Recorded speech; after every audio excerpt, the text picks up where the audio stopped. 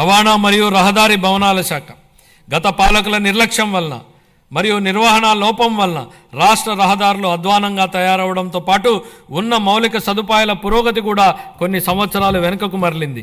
రహదారుల పునరుద్ధరణకు చేపట్టినటువంటి పాట్ హోల్ ఫ్రీ ఆంధ్ర గణనీయమైన పురోగతిని సాధించింది.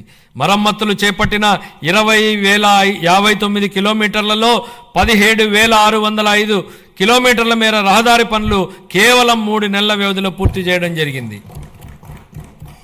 అదనంగా జిల్లా ప్రధాన కేంద్రాల నుండి మండల ప్రధాన కేంద్రాల వరకు మరియు వాటిని ఆనుకుని ఉన్న మండల ప్రధాన కేంద్రాల మధ్య 2 వరుసల రహదారి అనుసంధాన పనులు చేపడుతున్నాం.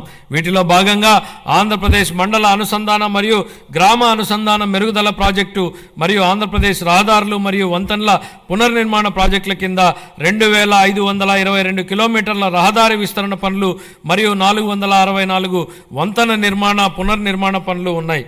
25-26 ఆర్థిక సంవత్సరానికి రవాణా రహదారులు మరియు భవనాల శాఖకు 8,785 కోట్ల రూపాయలను కేటాయింపును ప్రతిపాదిస్తున్నాం.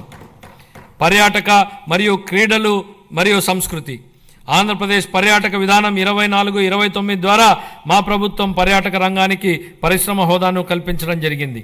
అత్యంత పర్యావరణ ప్రమాణాలతో కూడిన ప్రతిష్టాత్మక బ్లూ ఫ్లాగ్ సర్టిఫికేషన్ను ఋషికొండ బీచ్ నిలుపుకుంది. దీనికి తోడు అఖండ గోదావరి, గండికోట వంటి ఐకానిక్ పర్యటన ప్రాజెక్టులు పర్యాటకానికి అగ్రశ్రేణి గమ్యస్థానంగా రాష్ట్రం యొక్క ఖ్యాతిని ఇనుమడింపజేస్తున్నాయి. ఆంధ్రప్రదేశ్ క్రీడా విధానం 24-29 ద్వారా మెరుగైన క్రీడా సంస్కృతిని పెంపొందించడానికి మరియు క్రీడా నైపుణ్యాలను ప్రోత్సహించడానికి మా ప్రభుత్వం కట్టుబడి ఉంది. క్షేత్రస్థాయి క్రీడాకారులను ప్రోత్సహించి వారి క్రీడా శిక్షణను మెరుగుపరచడం ద్వారా మన రాష్ట్రాన్ని క్రీడా ప్రతిభకు ప్రముఖ కేంద్రంగా నిలబెట్టడమే ఈ క్రీడా విధానం యొక్క ముఖ్య ఉద్దేశం.